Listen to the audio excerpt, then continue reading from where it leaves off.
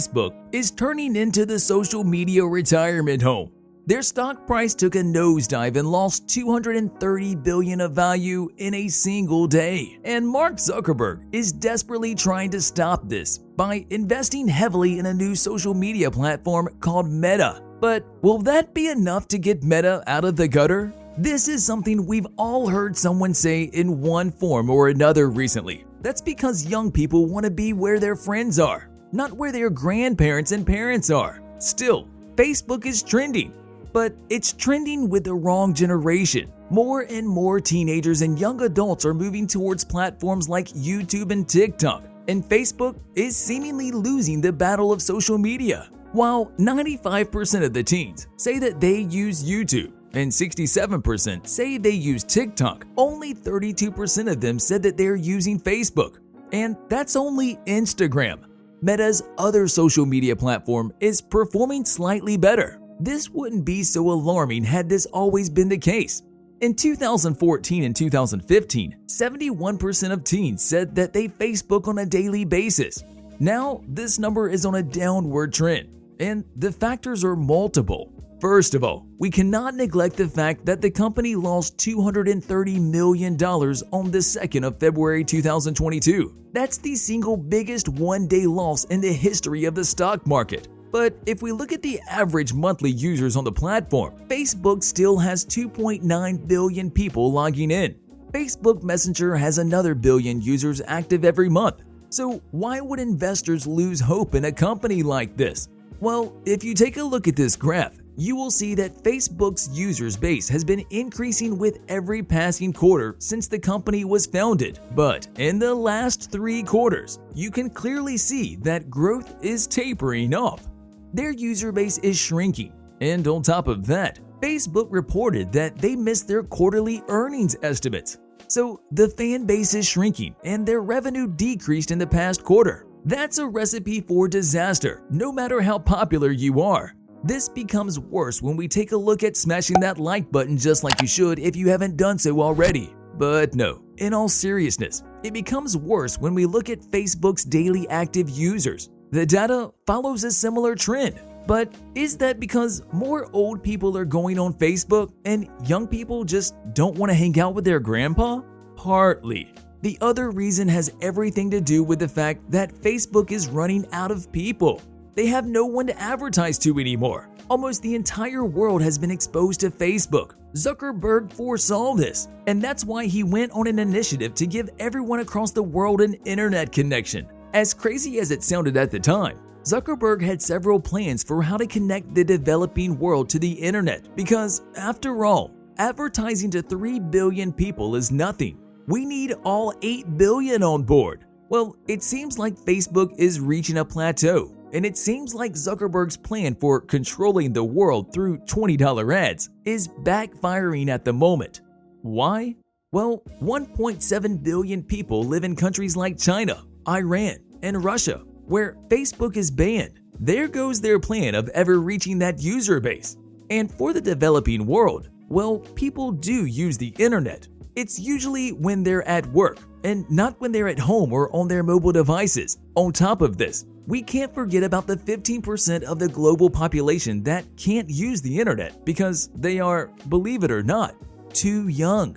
And we can never forget about the groups of people who keep boycotting the use of social media, saying that it is evil and it's harming the world. Of course, Zuck gave them a lot of material to use against him. It all began in 2013 when Musk's account was hacked by an anonymous person who posted a bug that he found in the Facebook algorithm.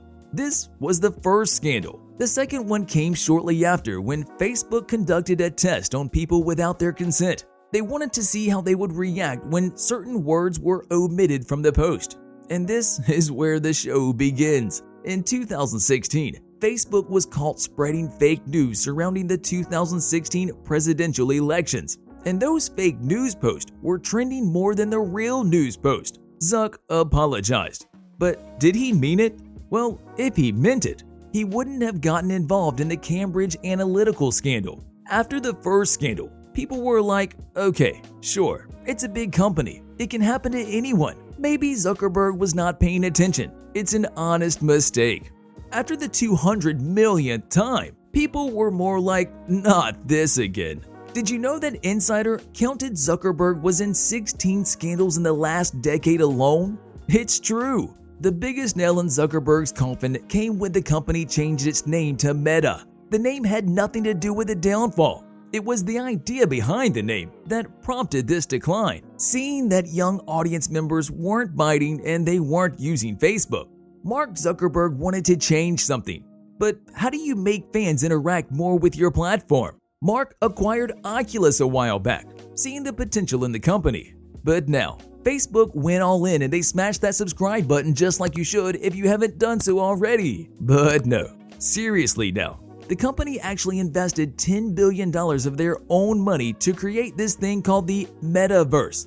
Was it a big success? Not really. When Zuckerberg first posted the photo on his account, the fans went wild. News outlets came up with outrageous headlines. Mark couldn't believe what he was reading, and a few days later, the quality of the metaverse got a lot better. Apparently, Mark held a few meetings, twisted a few arms, and got what he wanted in the end. Eventually, all of the employees had to start using the metaverse on a daily basis because, according to Mark, if the people who made the metaverse aren't using the metaverse, who will? In collaboration with Facebook, there were live events hosted in the metaverse. They were inviting everyone to join. But again, there was one simple problem. You needed a $400 headset like the Oculus to access the full features of the metaverse. And we all know if you want someone to test your product for free and see what it's like, the best way to entice them is to tell them to buy a $400 virtual reality headset that will completely detach them from this world and fling them into an alternate universe. Right. Anyone see a problem with that? Well, the quality of the metaverse is constantly improving, and there are new people joining the platform.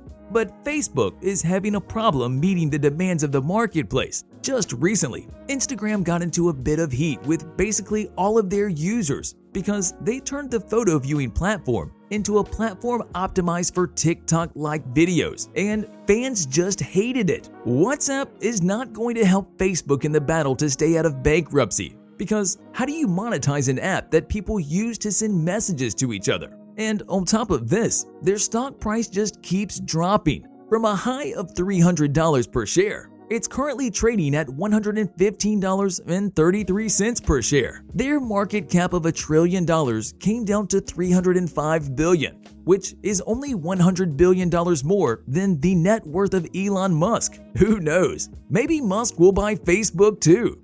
You'll love these videos next.